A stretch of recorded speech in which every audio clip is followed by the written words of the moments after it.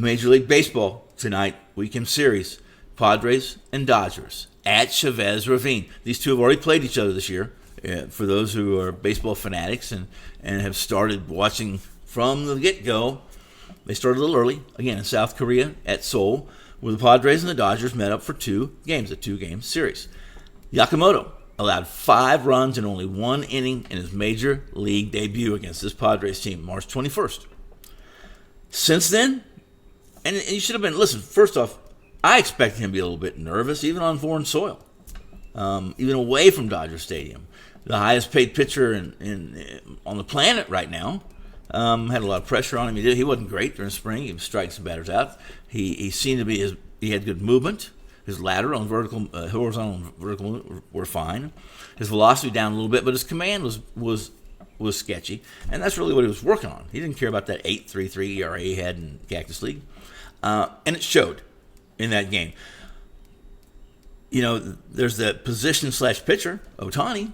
Now he's the peanut butter and jelly of the bread that sandwiches him in the middle of a pretty good trio of future Hall of Famers. In my opinion, Mookie Betts, Ohtani, then Freddie Freeman, a good Dodgers lineup. Now, the Dodgers have scored 5 runs or more in 11 of their 15 games.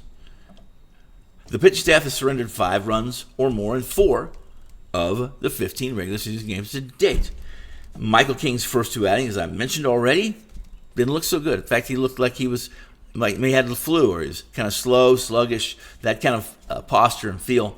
But it was mostly command. He got his arm angle, he got more consistency. He's feeling good about it, and he went and blanked the Giants across a career-high 7 innings in the Padres' 4-0 win at Oracle Park. Now, there was a span of 6 games, a half a dozen consecutive starts last year when he was wearing pinstripes for the Yankees.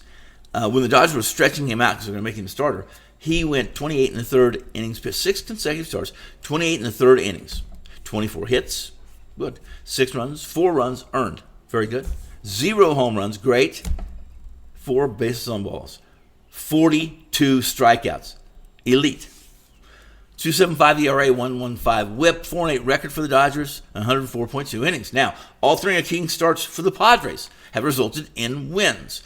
The Padres have 7 wins. 3 of them have come from King's starts. Now, Yamamoto, he earned his first Major League Baseball victory in his last outing, was good. It was really, really good. Looked good, looked comfortable, had 3 hits, struck out 8, walked 2, in a win over the Cubs.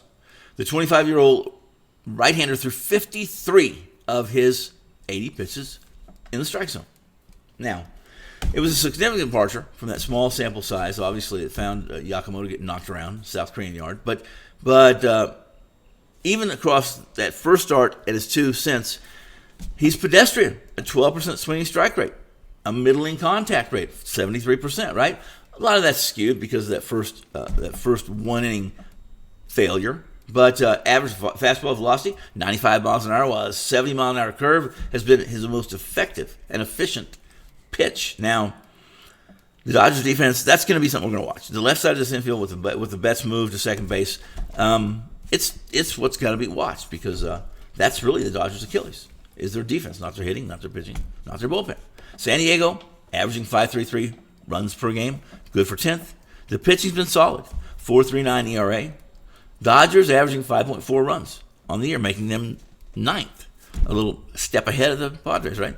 Pitching has been okay, 4.13 ERA, positioning them a little bit ahead of the Padres. Now, Yamamoto's not going to struggle tonight.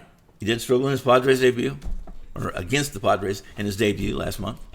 The rookie out of Japan has been dominant since, as I've mentioned, throwing 10 scoreless innings against the Cardinals and Cubs. He was a big stud. He was a stud in Japan. And that talent will travel. He will display that. I think he displays it tonight. I recommend, even though the Dodgers are home, that you play 2 run lines, one for -1.5, which is the traditional, and one -2.5 that will pay you plus money.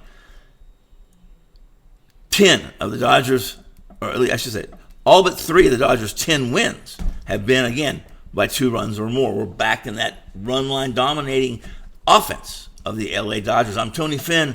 I'm so glad that you dropped by to discuss some baseball, good baseball, Padres, Dodgers for the night. Again, Dodgers, -1.5, a little bit of pizza money on -2.5 alternates, spread. Come back tomorrow. Let's do it again.